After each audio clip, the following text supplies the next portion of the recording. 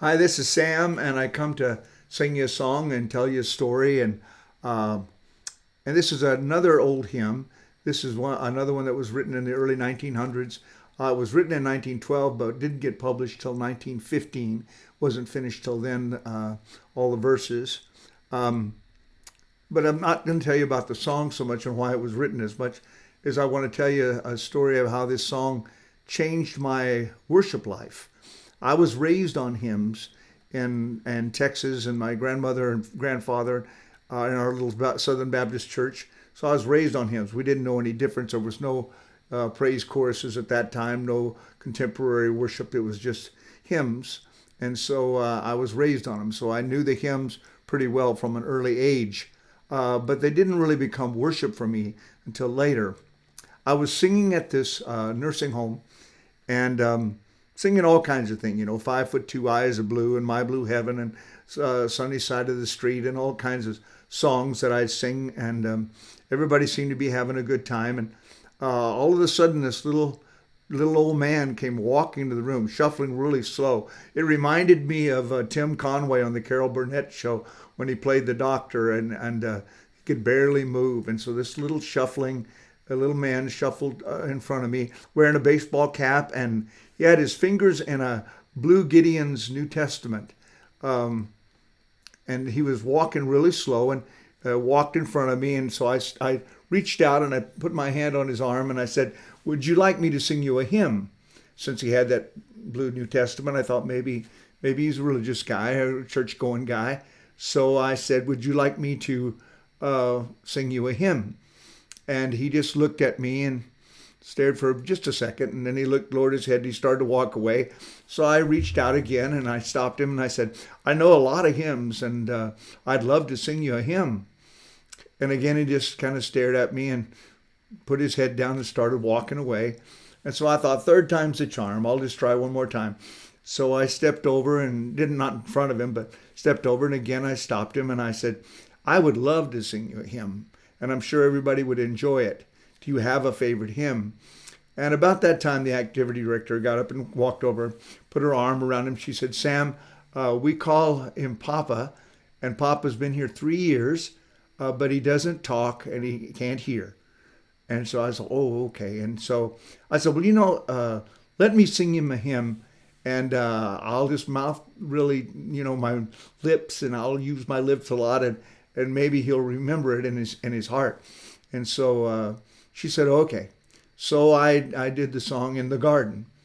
And by the end of the song, he was starting to mouth the words with me right in time. He was mouthing the words, and he walks with me and he talks with me. But nothing was coming out. He was just mouthing them. And so I thought, this old sucker knows these songs. So I stopped at the end of the song. I stopped and I looked at the activity. I said, "Let me do one more." And she said, "All right." Now, I don't want you to have a heart attack, but this is what happened to me when I was singing for Papa. I get into the song, "Old Rugged Cross."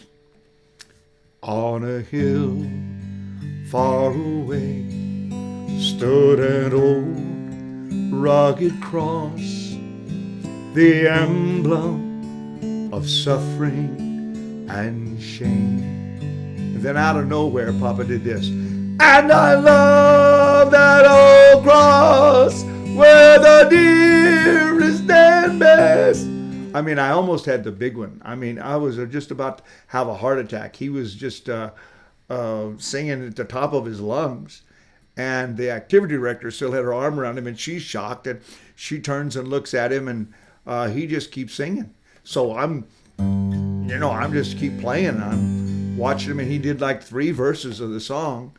And everybody in the place started, coming over and looking at him, and he's singing. And people came out of the kitchen, and other nurses stopped in the hallway, and they're all looking in. And here's old Papa, 93, I think, at the time, was singing his heart out. And got a little teary-eyed. I got a little teary-eyed. And then he finished singing.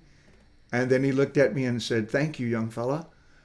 And then he just turned and shuffled out of the room.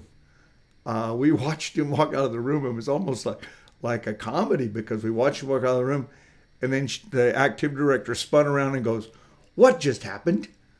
And I said, I don't know. And she said, "He's deaf and dumb."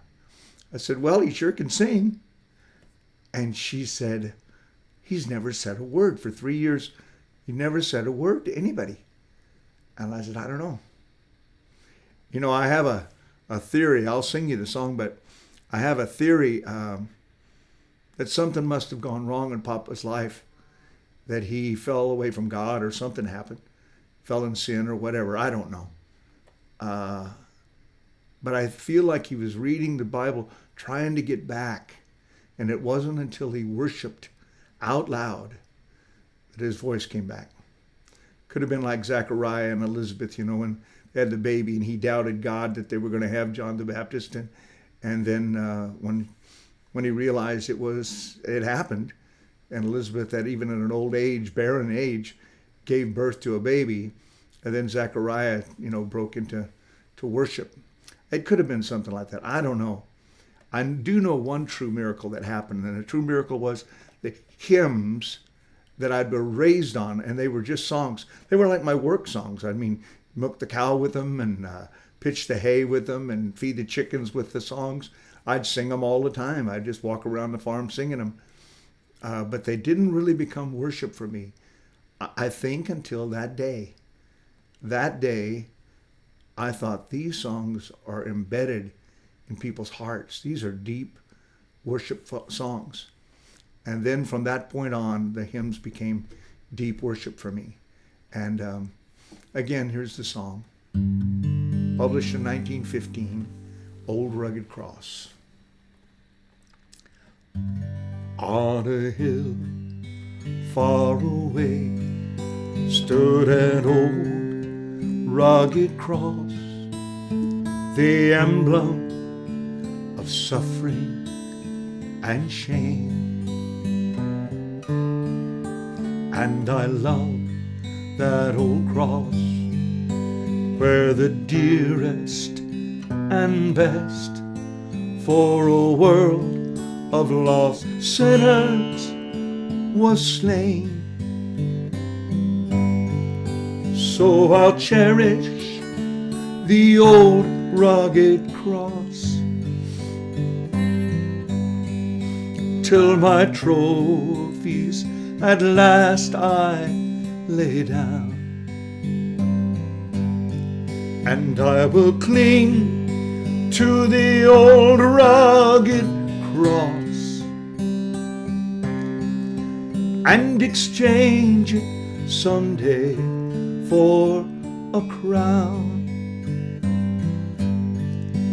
Oh, that old rugged cross, so despised by the world, has a wondrous attraction for me. For the dear Lamb of God left his glory above to bear it to dark Calvary. So I'll cherish the old rugged cross till my trophies at last I lay down. And I will cling to the old rugged cross and exchange it someday for a crown. Oh, that old rugged cross, I will ever be true. Its shame and reproach gladly bear. Then he'll call me someday to my home far away, where his glory forever I'll share. So I'll cherish the old rugged cross, till my trophies at last I lay down,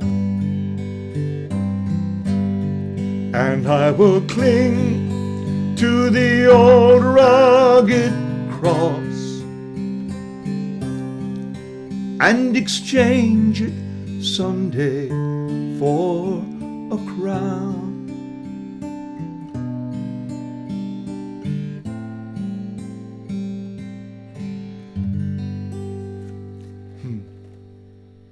I love that old song. It kind of gets to you when you stop and think that someday we're going to do that. You know, recently I had to go on oxygen. Some of you know my story, and about I've got stage 4 pancreatic cancer, and now it's gone into my lungs. And so they put me on oxygen, and it helps. Although sometimes I forget to suck. You get your air through your nose and not your mouth, and I'm usually a mouth breather, so it's a little frustrating sometimes. And I run out of breath a little bit, but I'm still singing, I'm still going, and I'm still serving the Lord. You know, it's a joy to talk about the Lord, to think that someday we'll exchange all of this for a crown. There'll be no more sin, no more dying, no more pain, no more suffering. I mean, I don't know about you, but I can't get my head totally around it. And I've been soul searching and reading everything I can get my hands on about heaven. And it's just hard to believe. But, you know, songs like The Old Rugged Cross bring you back to realize that people have been warring through these things and these thoughts and these doubts and these anticipations of heaven and wondering about heaven for a long time. These songs are deep. They're deep in our faith, and they do deepen our faith.